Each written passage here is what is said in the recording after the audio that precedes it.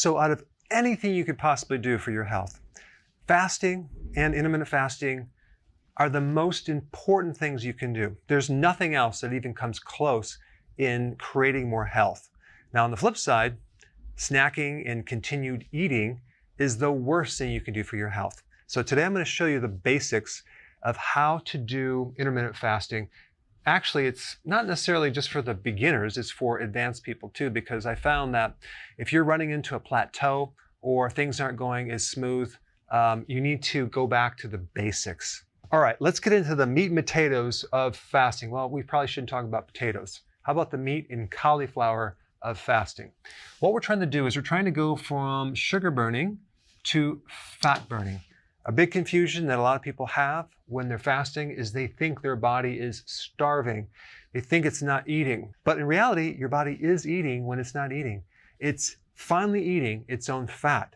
That is why the best indicator to know that it's working is your appetite gone, okay? If your appetite is going away and you don't have any more appetite and you're not hungry anymore, guess what? It's working.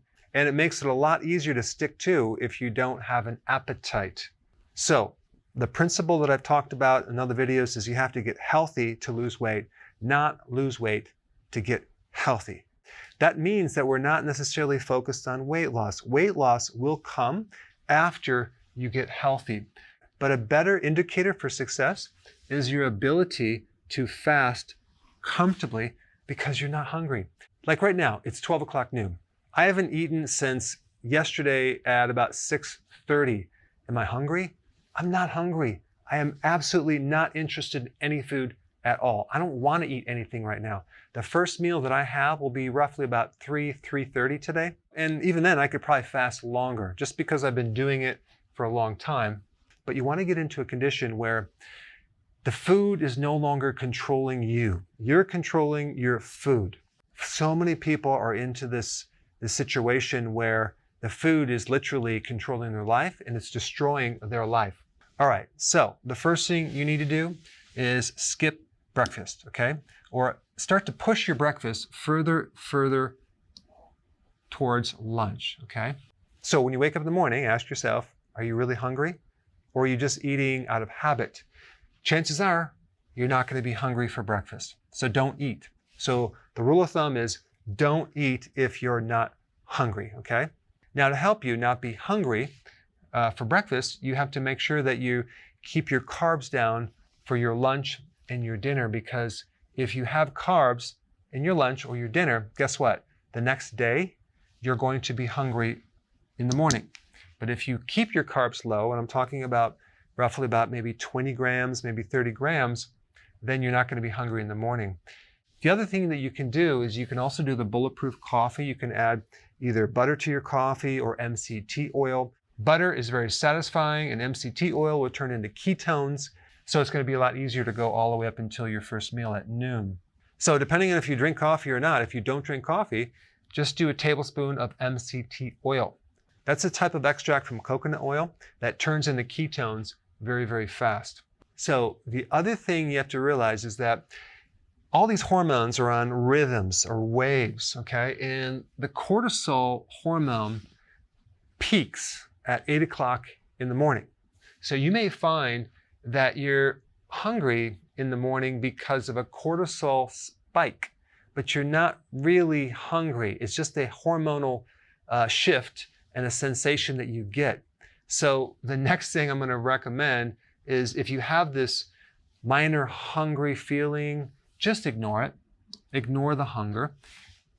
9 times out of 10, it will go away, okay? And that's just because there's certain hormonal shifts happening in the body that are creating that sensation, but just ignore it. Now, if you ignore it and it doesn't go away and you feel dizzy, tired, weak, then you need to eat.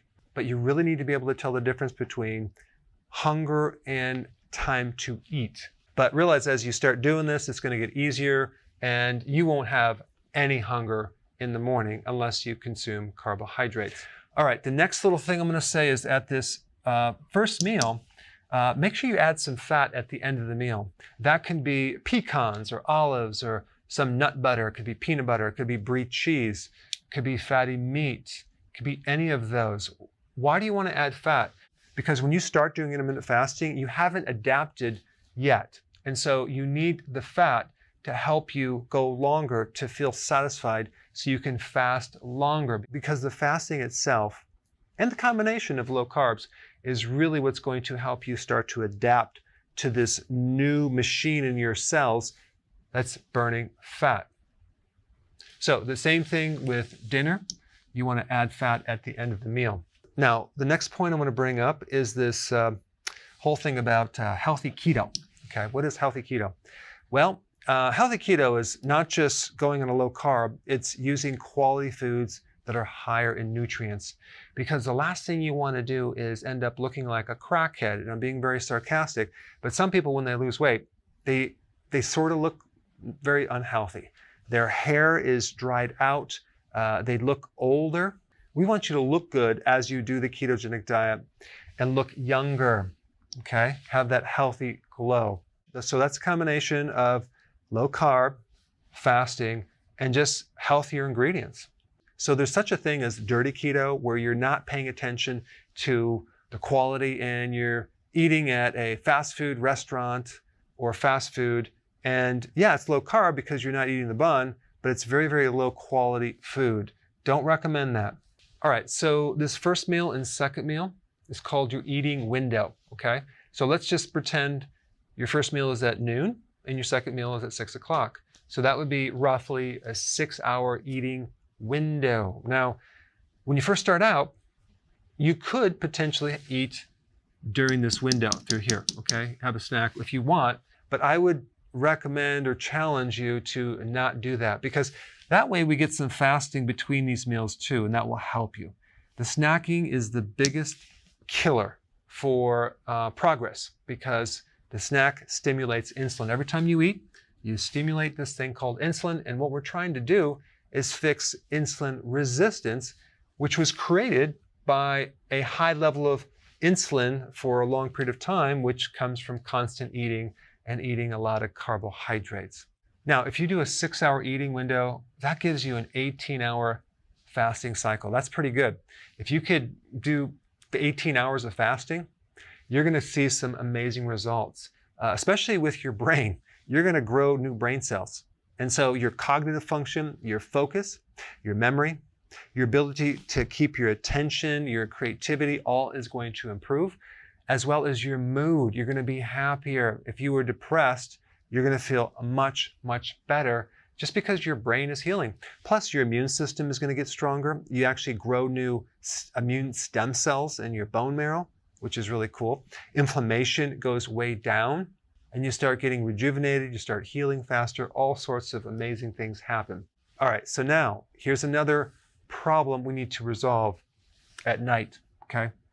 I know this might be hard to believe, but there are some people out there that have a hard time not snacking at night. Now, we're not talking about you. You probably know people or friends or family members, but this snacking at night has to go. It's called grazing.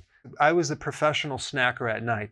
I would basically, after dinner, eat constantly until I went to bed. It was constantly putting things in my mouth. And, nuts, apples, chips, you name it, that was me. So popcorn, oh my gosh.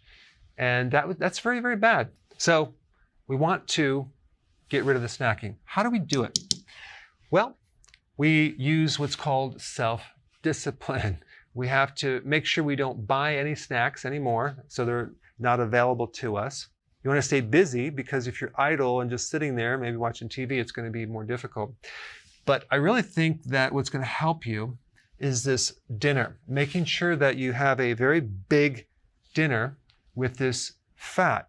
So you're actually really full and you don't feel the need for any additional things. But just realize, if you're like me and everyone else, you probably have insulin resistance, which means you can't absorb nutrients as well as you should. So even though you eat and you're full, you might not feel satisfied. There's a difference.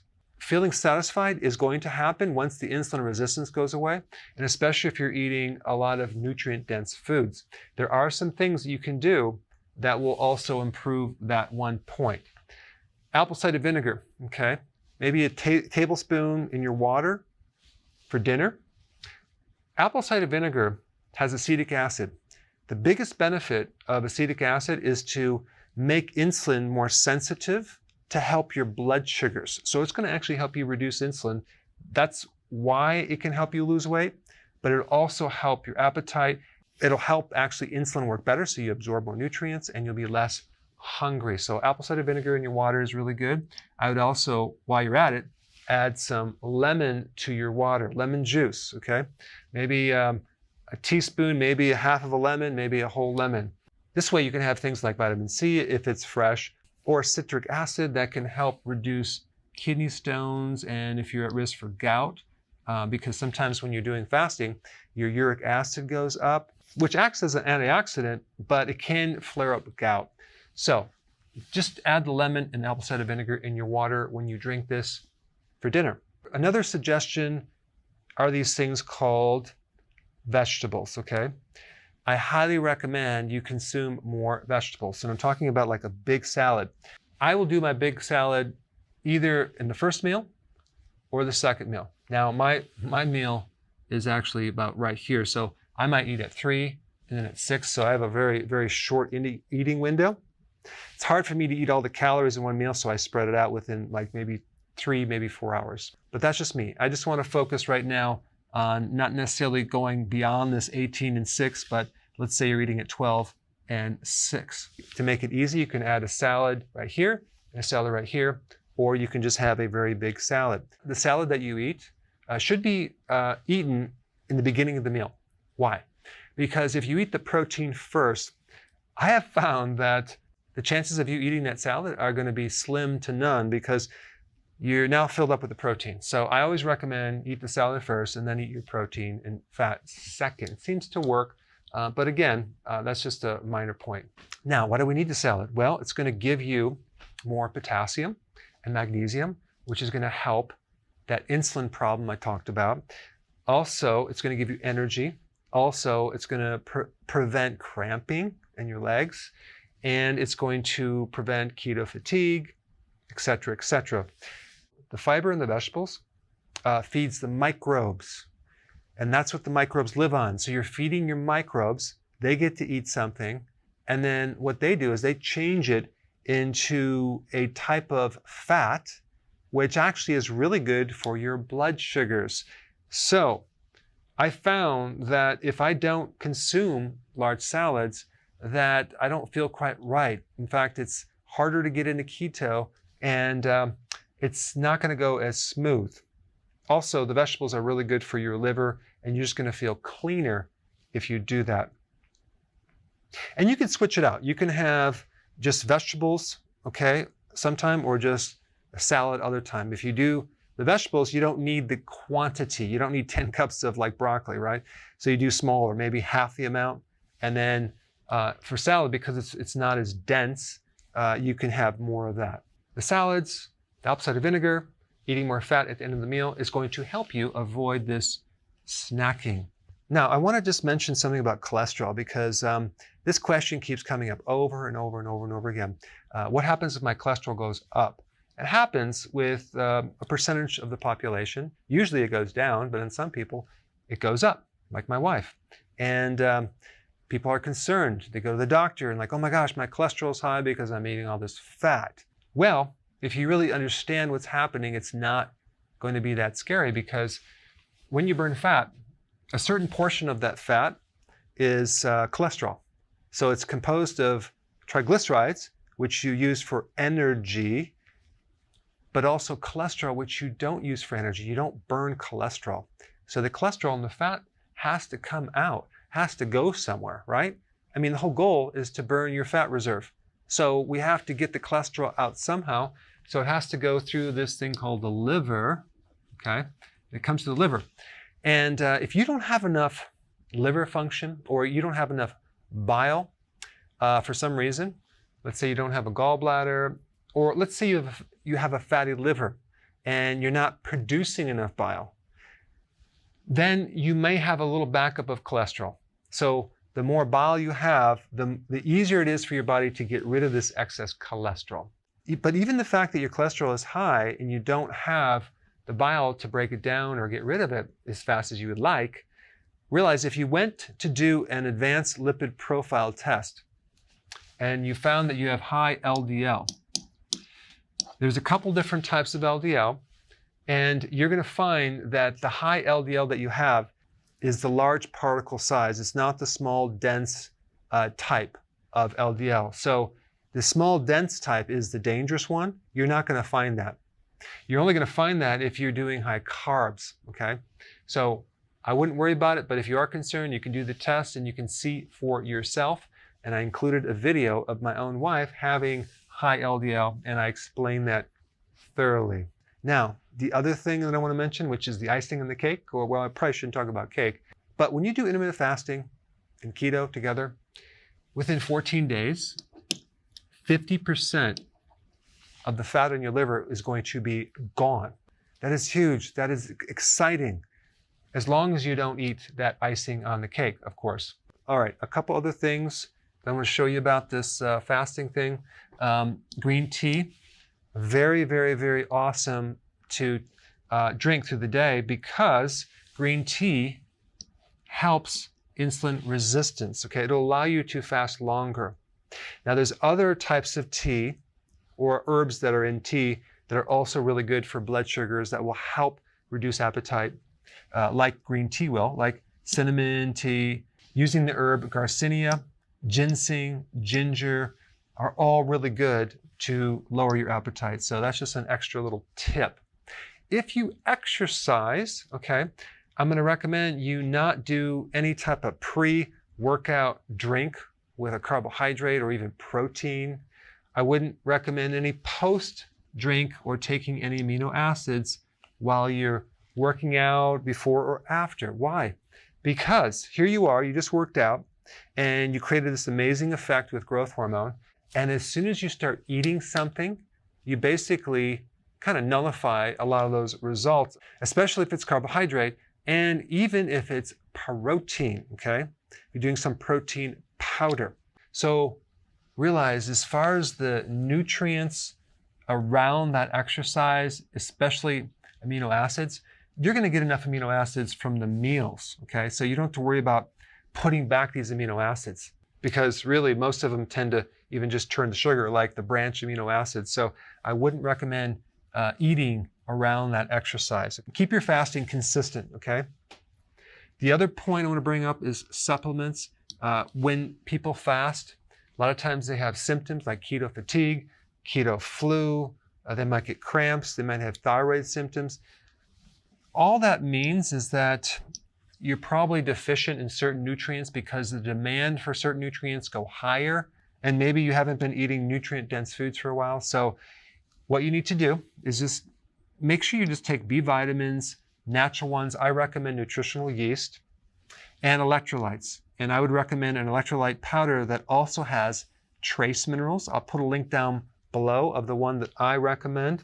That way you can get the trace minerals and the electrolyte minerals with high amounts of potassium, which is going to help you. Potassium is needed in large amounts in the body. I'm talking like 4,700 milligrams. So sometimes if you can't do a lot of salad, this is a good little backup plan. But if you do the supplements, okay, with intermittent fasting and especially prolonged fasting, you can easily avoid keto fatigue, keto flu, thyroid symptoms.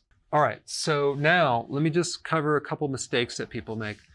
A small snack. Let's say you're doing keto and you're on a roll. I'm just going to fast all day long. So instead of doing the fasting and waiting to your big meal, I'm just going to do maybe a little snack just to kind of push me through, thinking that doing a little snack or lower calories is going to get me by and I'll be fine with that. But realize that these snacks, especially the protein ones, like if you did like a scoop of peanut butter, for example, what's going to happen is you're going to spike insulin. It's a protein. Protein triggers insulin. Not as much as carbs, but it will. And then guess what? About an hour and a half, you're going to be hungry. It's going to throw you off your plan. So there's really only two things that won't stimulate insulin: fiber and fat. Protein will. So if you have to snack on something, do either pure fat, as in like MCT oil, okay, or that bulletproof coffee, or fiber, something very fibrous, like celery, for example, without the peanut butter, or some greens, okay? Now, some of you are going like, I'm not going to do that because that's not very pleasurable, but I'm just telling you that a mistake that people make is doing this little protein snack.